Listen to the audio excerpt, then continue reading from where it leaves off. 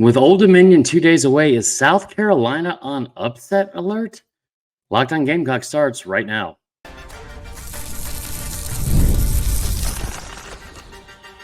You are Locked On Gamecocks, your daily podcast on the South Carolina Gamecocks, part of the Locked On Podcast Network, your team every day. What's up, guys? Welcome into Locked On Gamecocks. It is great to have you along. It is Thursday, August 29th. We are less than 48 hours from Game 1, Week 1 from Williams-Brice and South Carolina and Old Dominion. So we've got a fun episode for you today. But first, I want to say thank you for making Locked On Gamecocks your first listen each and every day. Shout out to our everydayers. We are free and available wherever you get your podcasts, as well as on YouTube, part of the Locked On Podcast Network, your team every day. Also, we are brought to you today by our good friends at 5 Hour Energy. Remember, 5 Hour Energy fixes tired fast with zero sugar and a convenient portable size. It's the perfect pick-me-up for getting stuff done. Go to 5hourenergy.com and use the promo code LOCKEDONCFB to receive 20% off your order. This offer is only valid until September 30th on one order and cannot be used with other promotions. Go to 5hourenergy.com today. All right, let's jump in the show. And we have a very team-specific setup we are going to have in today's episode. We're going to get to know Old Dominion, talk about the key matchups, what you may not know about the Monarchs. Like maybe it was their actual mascot is the Monarchs. I don't know. But we are going to get to know the enemy, Old Dominion edition, going into Game 1, like I said, less than 48 hours away. I appreciate you guys joining us along. We've had a phenomenal week and several really good shows. We have an interview today as well with Dave Schultz, who handles LockedOn Sun Belt. So he is a bit of an expert in all things Sun Belt. So there you go. All right, let's start here. Old Dominion, who are they? Well, one of the worst mascot names, I feel like, in all of college football. Also one of the best uniform and color combinations. But they're a team that I've told you repeatedly is coming into the season looking for an upset, obviously, in week 1. And you're starting to see a little bit of line movement. And I haven't seen anyone just blatantly or brazenly go out on a limb and say, you know what, South Carolina's on upset alert. And I know that I teased the start of the show with that. Spoiler alert, I do not think they're on upset alert. But there are some numbers that South Carolina fans should be at least aware of or a little bit concerned with when it comes to this team. So Old Dominion, a season ago, you look back at the 2023 season, they went to a bowl game. They had a lot of ups and downs. They were very good at times, also very, very poor at times. But they played 11 of their 13 total games, including the bowl game. They were one-score games. That is an NCAA record. It's never happened in a single season before. 11 of their 13 games were decided by 7 points or less. They went 6-5 in those games. So it's kind of odd because usually you see this, like, Phil Steele talks about this a lot. That is not a metric that carries over usually year to year. So if you won a bunch of close games in one season, kind of like Tennessee did a couple of years ago, usually the following year, that doesn't really translate, and you don't have 4 or 5 just, the same amount of wins you had the year before in that win column because, teams get better, obviously. And it's also a situation, I think, where, like, going into this year, there's no chance that they're going to have that many close games again. You've only seen one team that's ever had this happen for multiple years in a row. It's Nebraska. That being said, they did it in wins and losses, which is the bizarre part of it. I still don't think it'll translate into this season, but it does show you they are familiar with playing in close games. And specifically, they're familiar with playing Power 4 opponents in close games since they joined FBS, right?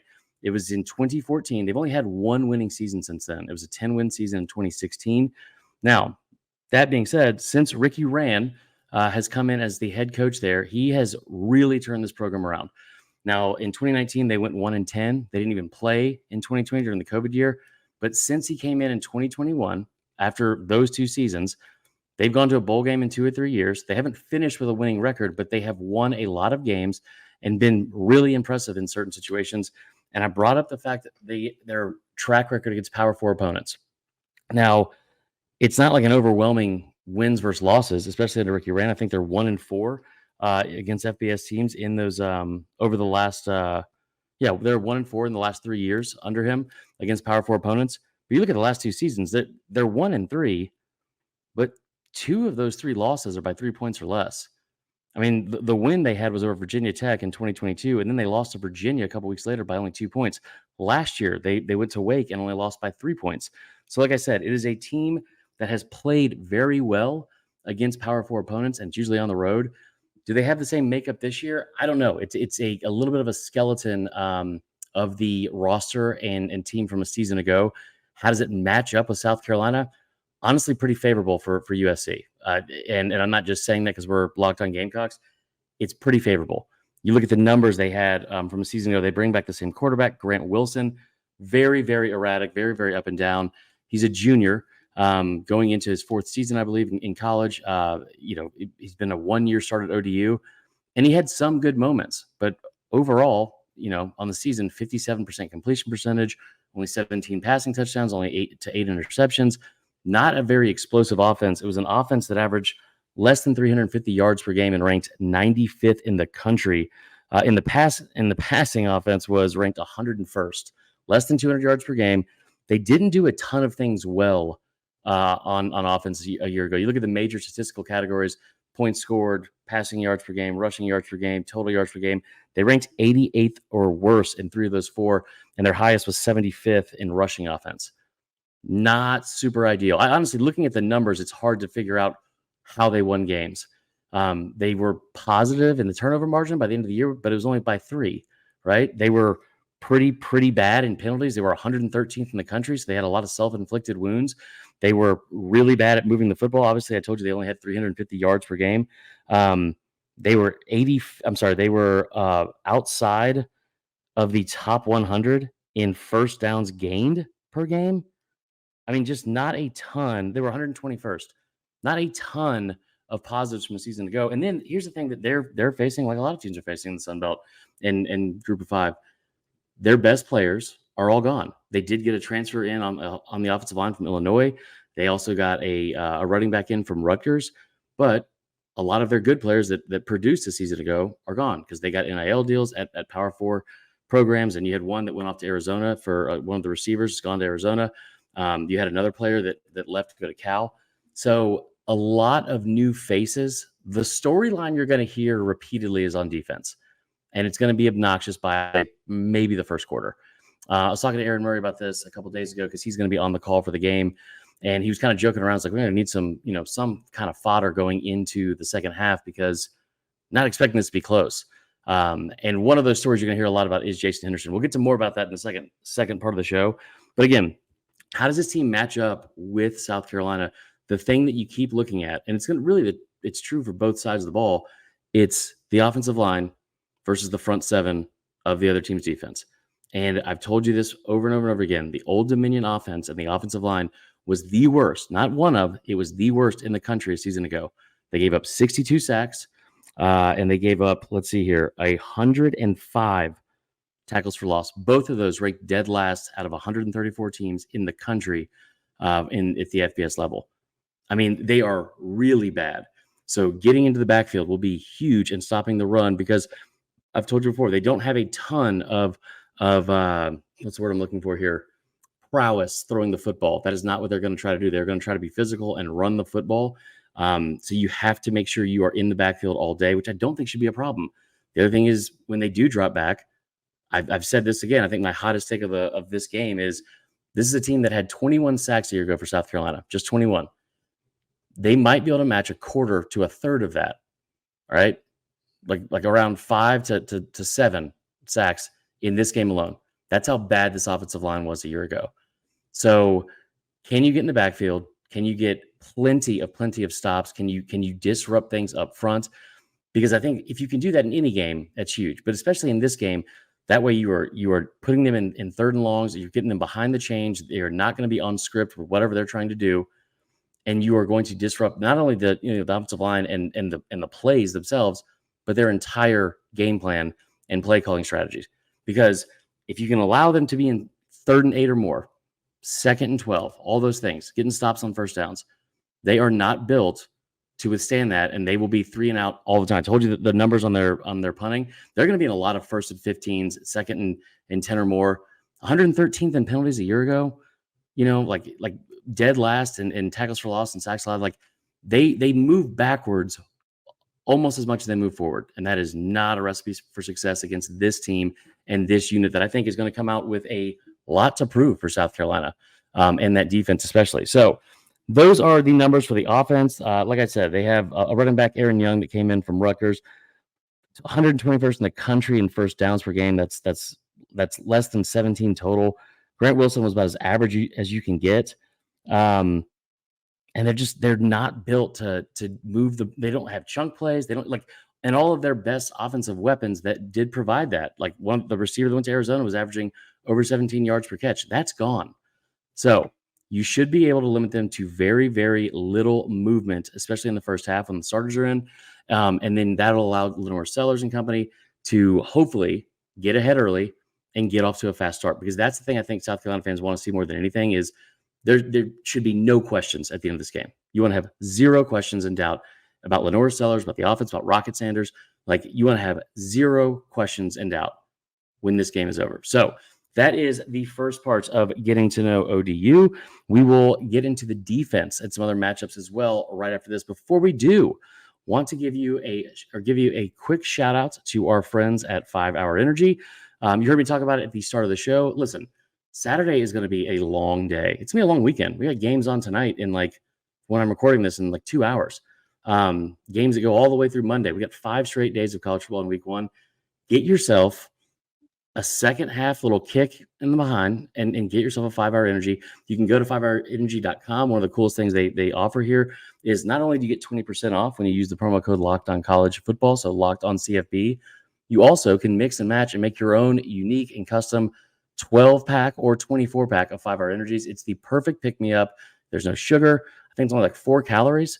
So it is a perfect pick-me-up in the afternoon if you have a to-do list that needs to get done, if you have a workout that gets done, or if you're just trying to keep going because it's 1,000 degrees in Willie B, there you go. Grab a 5 Hour and finish out your day. That is all for the first part of the show. When we come back, we're going to get into the defense and then wrap up with a quick interview as well. Locked on Gamecocks continues next. Or maybe it won't. I don't know.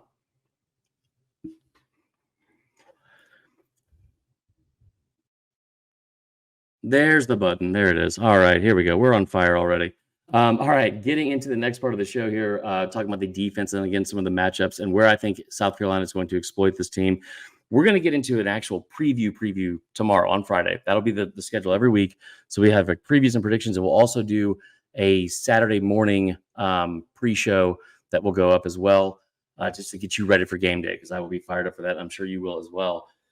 Now, before we get into the next segment, I do want to tell you how much I appreciate you guys making South Carolina and Locked On Gamecocks your first listen. But for your second listen, make sure you are checking out Locked On College Football and the Locked On College Football Podcast, as well as Locked On SEC and our buddy Chris Gordy. I've told you before, you guys know it just as well as I do. College football is back, and it's not too late to catch up before the season kicks off. We have SEC, ACC, Big 10, and Big 12 previews. You can get all of it with Locked On's stable of college football experts by subscribing to Locked On College Football and the podcast. And we talk about who has a chance to make the playoff, what teams will cause the most chaos as well in their new conferences, everything you need to know all in one place. Be sure to follow and subscribe to the Locked On College Football Podcast, part of the Locked On Podcast Network, your team every day. And if you don't want to, focus in on the entire country of college football, if you wanted to hear just SEC specific stuff, like I said, go listen to Locked On SEC with Chris Gordy. We are also going to be doing a weekly preview for SEC games with every single Locked On host from around the conference as well. I think that one comes out today on Thursday, and it'll come out every Thursday during the season. All right, so here's the other side of this team. And again, let me give you some quick background on this. ODU has been in FBS, I believe, right around 10 years, only one winning season.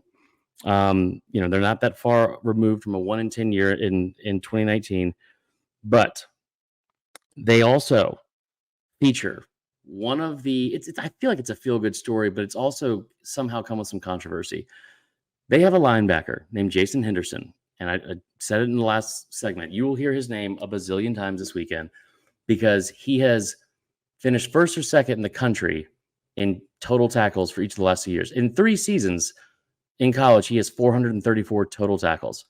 He had 186 2 years ago and 170 a year ago. He finished 1 tackle short of someone else who I think finished 171, right? There's also a lot of controversy that comes into this because he's been an All-American. He's been on watch lists. He's up, the numbers are insane. Like that amount of tackles just doesn't happen anymore. And he still has another year to go. However, there was a podcast that came out not too long ago. I believe it was from CBS, and they dove into the numbers on this. And his tackle numbers at home versus on the road are like night and day, like around like 18 to 22 tackles per game at home versus on the road. So I bring all that up. I don't think he's going to have a big impact in the game. He is a little bit of a C-list celebrity in college football going into the season. And I'm not diminishing his accomplishments because he's done an incredible job so far. But this is like the one storyline that they will have for ODU. They will also talk about, like I said, getting to a bowl game in 2 of the last 3 years, trying to get over the hump of getting a winning season with Ricky Rand. And then the other part of it too is that offensive line and trying to get the second winning season in program history. But make no mistake about it, this guy, he will be all over the field because he is a good college football player. But I've seen several places and several different media platforms and outlets talk about the biggest matchup in this game, and it is him versus the offensive line for South Carolina. That's absurd. I will tell you this. The biggest matchup I think that we want to see, obviously we want to see Sellers perform well in his first game as a true starter. Want to see what the receiving core is going to look like. Want to see Rocket Sanders, I'm not looking for a 200-yard day out of Rocket Sanders. I would love to see 12 carries for 110 yards and 2 touchdowns. You know what I mean? I would like to see RPO plays that are breaking for more than 10 to 20 yards in chunks, especially in the first half and getting out ahead early. That's what I want to see. I think the thing from a position unit matchup that I'm most excited about, South Carolina's offensive line, like we've talked about all preseason, has not been great. You are coming into the season fully healthy. You've got 8 guys that you're going to rotate. You've got, 1 or 2 spots that they've talked about rotating those guys in and still settling in on who the quote unquote starter would be. But Josiah Thompson in game 1 as a true freshman, how does that look? And are they going to be able to push around what should be an inferior defensive line? Like, this is a group of 5 team that was, just to be honest, really bad a season ago. They weren't that bad against the run. They were 46th in the country in rush yards allowed.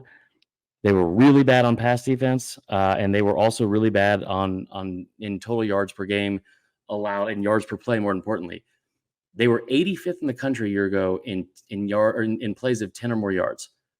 So they were giving up chunk plays, consistently all season long. That's the thing I want to see the most on the stat sheet after this game. Sellers having a great day and being efficient and having 1 or 2, big plays with these new receivers. That would be great. I already said the thing about Rocket Sanders. That would be great. Would love to see something with Nick Harbor. But the other part of it is I would love to see the yards per carry and the total amount of first downs. I would love to see the total first downs be upwards of 28 to 30. And the yards per carry should be well over 7 to 8 yards. That's just what it should be against this team. They should be able to push this team around and get downfield, whether it's like we talk about the pin and pull stuff from Georgia Tech, what they did to Florida State, whatever the scheme is, they should be able to be physical up front and have several linemen getting to the second level and having guys bust open big plays. I think that's one thing we talk about Sean Elliott, especially. I can't wait to see that. I think it'll come regardless if it happens this Saturday, but I want to see it this Saturday. You should, outside of the helmet comm situation being a completely new dimension to college football, you should not be worried about the pace of where you're scoring in the first half of this game, especially. You might not be 14-0 in the first quarter, but it should be something similar to about, you should be hopefully at least in the 20s by halftime. It's not a defense that's going to stop a lot of people. And then the other side of that, for South Carolina on defense, I don't think they should give up more than 10 points in this game. We told you about the line the other day. It's still hovering around 20.5 at most places. It's 17.5 on ESPN Bet. The total, I believe, is right around 50 to 52.5. I firmly believe that when this game is over, South Carolina should cover the spread. I know I told you how close ODU has played teams in the past, especially in Power 5 teams. That's Virginia, and Virginia sucks. Just point blank, period. They should win this game and not give up more than 14 points at all because this is not a talented or potent scoring offense that ODU has. So that is what I'm most looking forward to. Like I said, I'll give you a score prediction tomorrow on tomorrow's episode.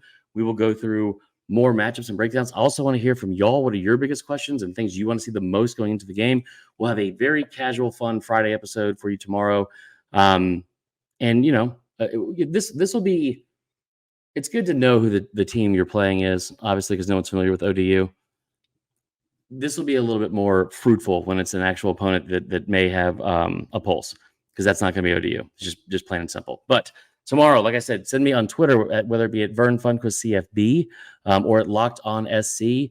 Find us on Instagram at the same thing. Put it in the comments on YouTube, whatever. We have multiple people that DM'd me on Twitter. That's fine. And send me questions. Or like I said, what you're most excited for. We will talk about it on air tomorrow going into the final day before the 2024 season begins. All right. Before we get out of here and get to our interview with Schultz, going over Dave Schultz going over LockedOn Sun Belt and ODU specifically, I do want to give one more shout out to our friends at FanDuel. And I hope you have been listening, because you have a chance to not only make a lot of money at FanDuel with FanDuel this upcoming season, but you also have a tremendous opportunity. That's a very unique offer they are giving our listeners and our listeners only going into the season. So listen, from now until September 22nd, all FanDuel customers, not just the new signups, but all customers can bet $5 and get 3 weeks of a free trial of NFL Sunday Ticket from YouTube and YouTube TV. Then with a YouTube TV-based plan, you'll be able to watch every regular season game on Sunday, Sunday night, Monday, all that kind of stuff. Obviously, Sunday's the main day. Every out-of-market game, every Thursday night game, whatever. You'll be able to see all of it with your new NFL Sunday Ticket package, as long as you have a Google account, a current form of payment, and a YouTube TV trial. So you can cancel anytime. Just visit FanDuel.com/LockedOn to download America's #1 sportsbook. And then last but not least, guys, we have to give a update on one of my favorites advertisers we have with us. It is Factor. And we've talked about this a little bit this summer.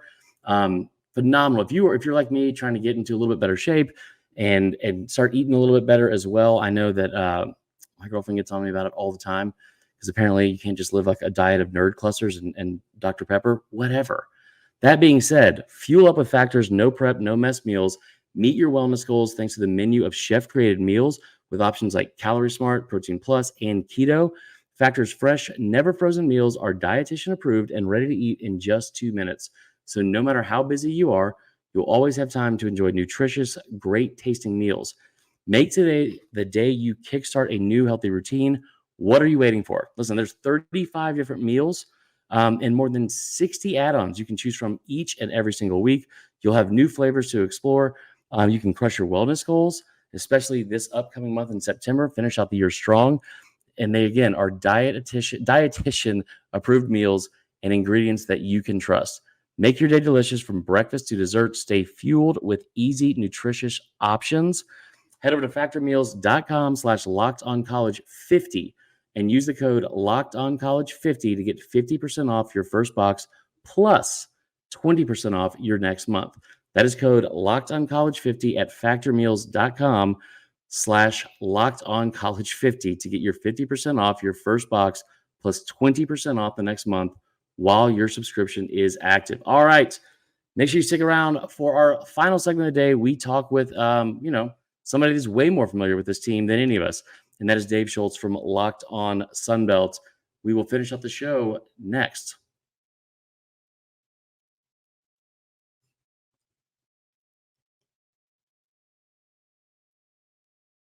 All right, we're joined by our good buddy, David Schultz, who's having some issues with moving, but kind enough to join us the week of it's game one, right? Game one right off the bat. You are the host of LockedOn Sun Belt.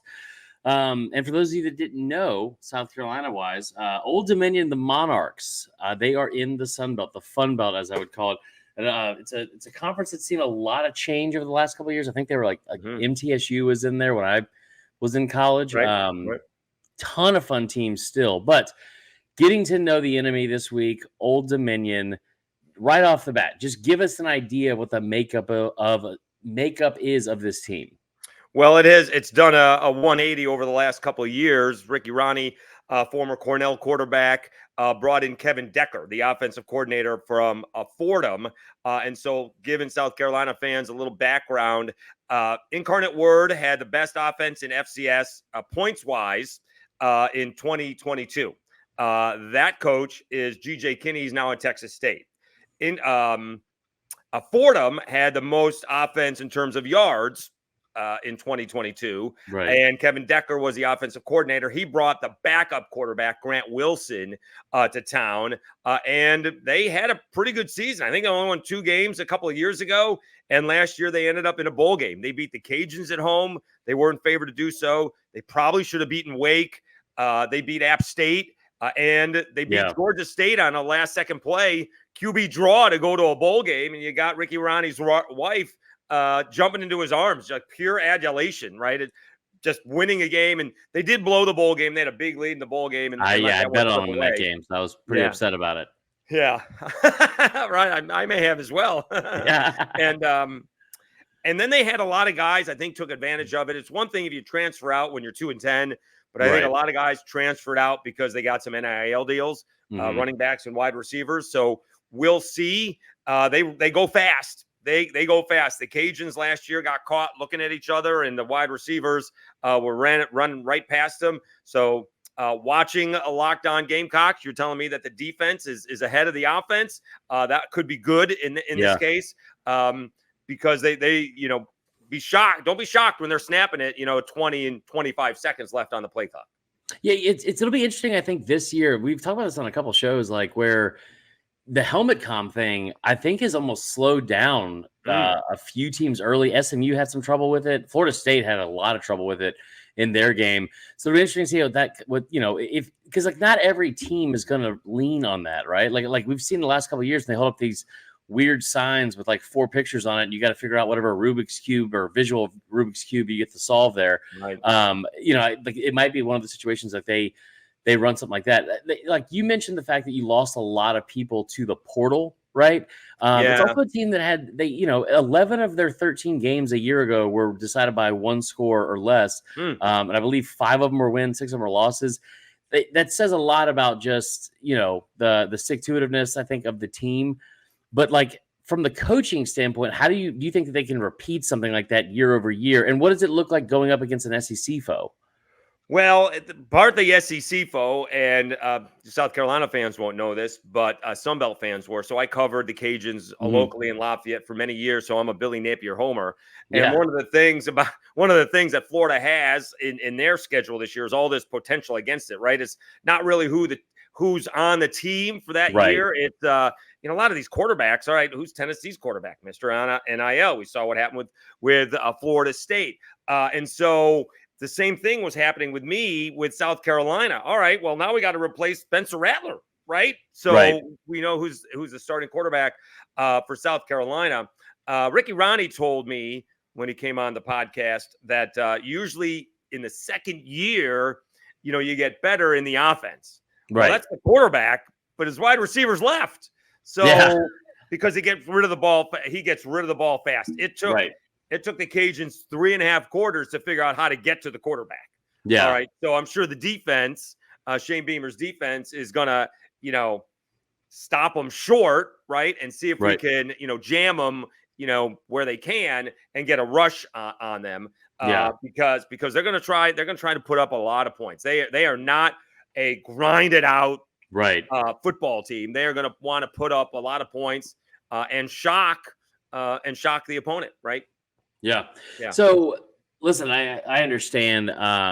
It's an incredible job you do over there, like covering the entire conference of Sun Belt, because it is like it's honestly it's one step up. I almost consider it like this. It's almost like the AAA version of Maction. Like Maction is like so much fun, but we love Maction because they've had their own Tuesday, Wednesday night games forever.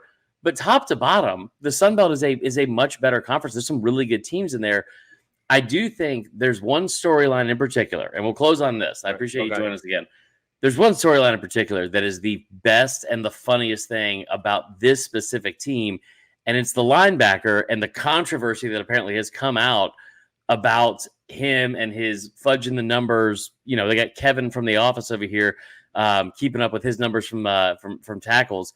But just kind of tell our audience, tell South Carolina fans the name, who they need to know, this Old Dominion linebacker that has been in the news lately. So it's Jason Henderson, and he's had a great career at ODU. And it's not like he's counting his own stats, right? Someone else is counting for him. He's not putting down, I got that tackle. Someone else is doing it for him. So he's had a phenomenal career, and I presume this is like, official scores in minor league baseball. Well, you got to take care of us somewhere along the way. But, if you help out the fielder, then you screw the pitcher. And if you screw the pitcher, if you help out the pitcher, you're screwing the fielder. So I think he's a very good linebacker. He is outstanding, oddly enough, and due to COVID. But if he breaks the record of the NCAA all-time tackle leader, he's breaking another Sun Belt guy, Carlton Marshall. I mean, this guy, when I tell you, Chris, he might be 5'9". I don't think he's a little dude, was a walk-on at Troy, and because he had a couple extra seasons, he ended up leading the NCAA in tackles. He is currently the NCAA tackle leader, and that's who Jason is going after. But you're right. The Sun Belt has had some great seasons. JMU got overshadowed because they couldn't go to a bowl game because they were making that jump.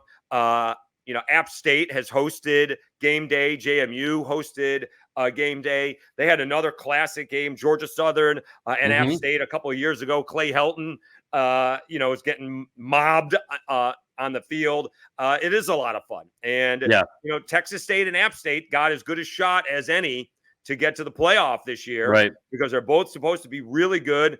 Both of them, you want to talk about, an odd story.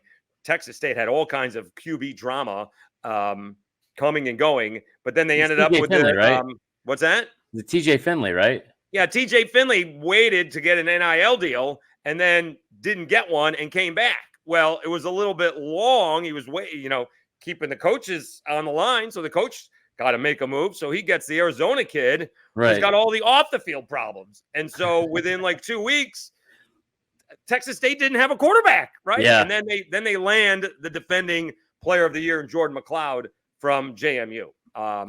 And you got Joy Aguilar at App State. I'm a big believer in this, Chris, and this is why I wonder about, South Carolina's quarterback. If you have the same coach and the same quarterback in the next year, I'm expecting big things from you. Right. And that's what App State has. That's what ODU has, right? Grant Wilson and Ricky Ronnie are in the same situation that they were last year. Going on the road to take on South Carolina is obviously a tall task. Right. I'm certainly not going to sit here and pick ODU, although I wouldn't be surprised if they do surprise them early before South Carolina is able to make the adjustments that I'm sure they will.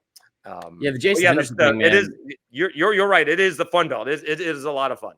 The Henderson thing is just so wild. I can't wait to see how many tackles he gets, because it's a road game. It will be a home game.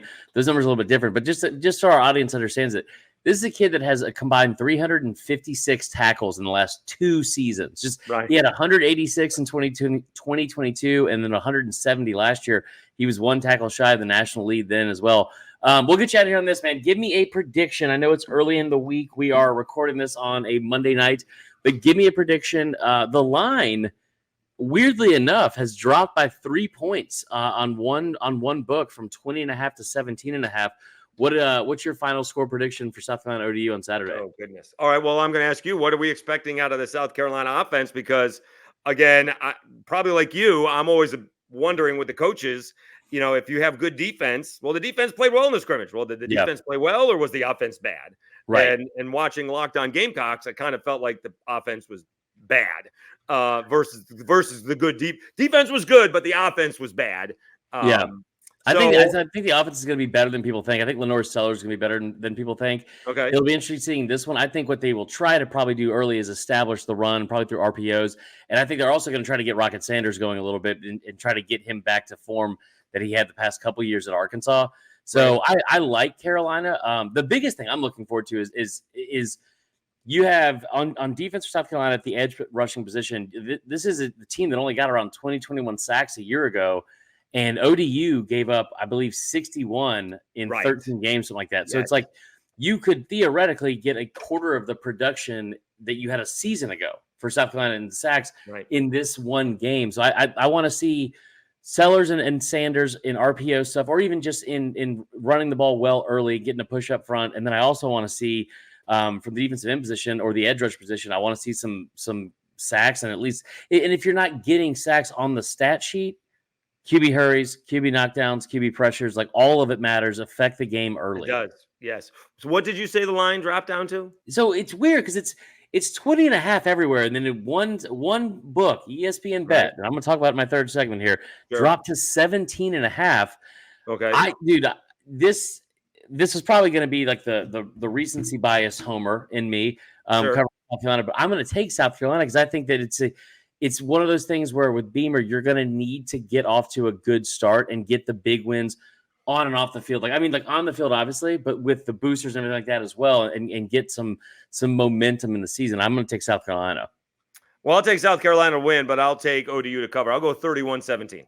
Okay, I love it. I'm not going to give mine yet. I'm going to give mine on Friday. But Dave, you do a tremendous job, man. I appreciate you joining us. I know you've had a hellacious move, and I can't say thank you enough. And hopefully, I'll see you before media days next year, because I probably should start traveling now to get there. So that's right. Yeah. Well, if your travel is as good as slow as the movers, you maybe start going now. That's exactly right. All right, brother. I appreciate it, man. We'll talk to you soon. Thanks, Chris.